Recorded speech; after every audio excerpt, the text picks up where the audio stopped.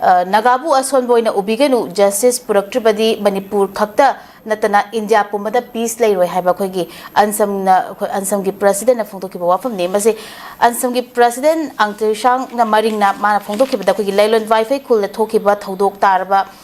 amasung sogliba singa se military ni khanglaba fawba security force thodang lawduna puraklaga layingli naga sing miyoi sing mang khiba batamna dia sigumba thong khogi jatha khidriba karigino hangladuna security force na lawriba thodang asi naga micham sing fa khiba batamda su lawram labadi sine phanglam loi haiba masigi tekchak pomda maksi lengang na pugadabani haiba wafam su thamli naga sing ngak sendraga kuki sing kari ngakli haiba wafam oza kamai thambini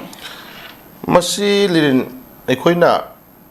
yengwa yabasi twin one niko twin one habadi amarom da haire famsi sentiment cross to hairabani ko pain da cross to hairabani masi part of ekoi warning haitare ko government na madu khangjalo haina ado ekoi sentiment si jore khangjalo na hairabani ko ade am khoina mu yengwa yabasi maitai su mangai naga su mangai ko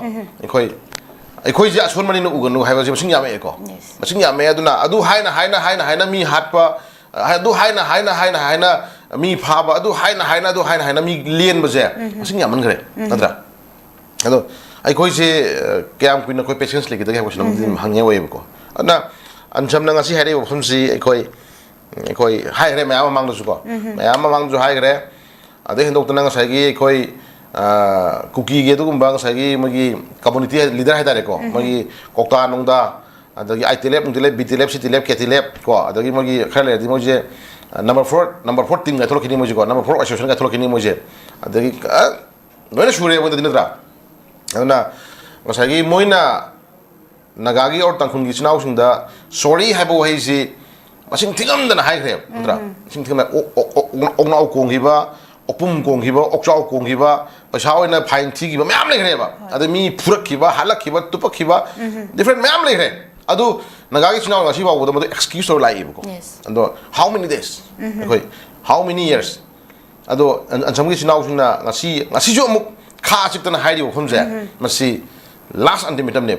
ladi toy sina suloi dabi ai ko suloi dabi ai tabu tabu hajuma ki wona di mase aroi ba ultimatum yo rabra adu adu gi kholaw ne law rai si ko anyam sang na hajar wa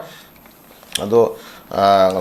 niyam kholaw ba han law ra ba si lirin be careful ko aduna lenga na masik da wada ku yun sangi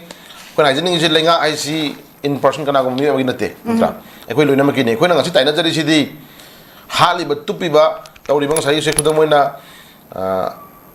osai hajagi bodo nakan nama ta pidi ba magi priority nakan nama da yengi ba mai khudong chaba nakan nama da pidi ba weightage mi am do nagagi sinau su du iye ko aduna ngasi moi da yengi mieng du nagagi mi mangba nagana ngasi wakat myam phangi matam da di adugi weightage do pb ki da bodo asi di ekoi na habna te adum thabak na thongna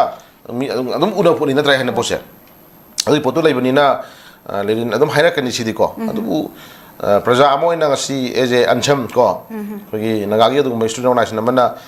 koi media da miya mamang da phone haiba ngam pai si lerin for ka hani mo issue tangai phadang sagi patience lai bagi limit tu loi haiba warning intermittent period ni ko adu masai koi kasu ngani ngai oide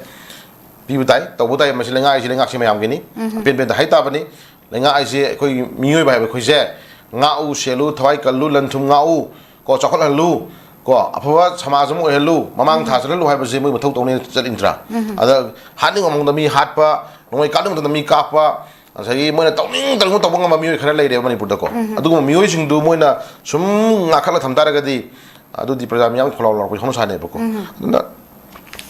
yeng tare au lerin ancham gi ma ga ultimatum ko yeng tare ko mayam punna ancham gi wanate nagagi wanate ko takhung gi wanate meti gi wanate manipur khunda me fruit kuntra mari si manung da ekoi manipur thukai pam da ba ko pun himina pam ba manipur mo ine ekoi pun sakamina pam ba ahla man thamira ma manipur je ekoi tungi miron amagi damak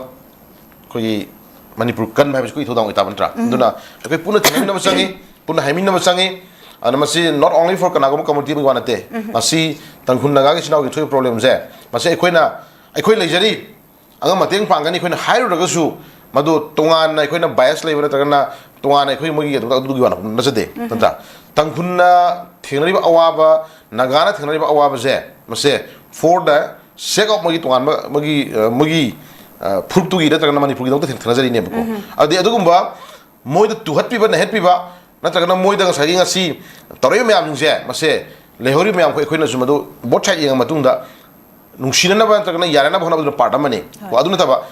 तौरीब थोंग थुआ सिदि तगाय फदना मणिपुर थोदि इरांग जे येंगोर कानदि टेररिस्ट की थोंग तौरि कंबु सिंगि देखोइना सोम थोक्तेबको अदा टेररिस्ट कंबु सिंगना ड्रग माफिया सिंगना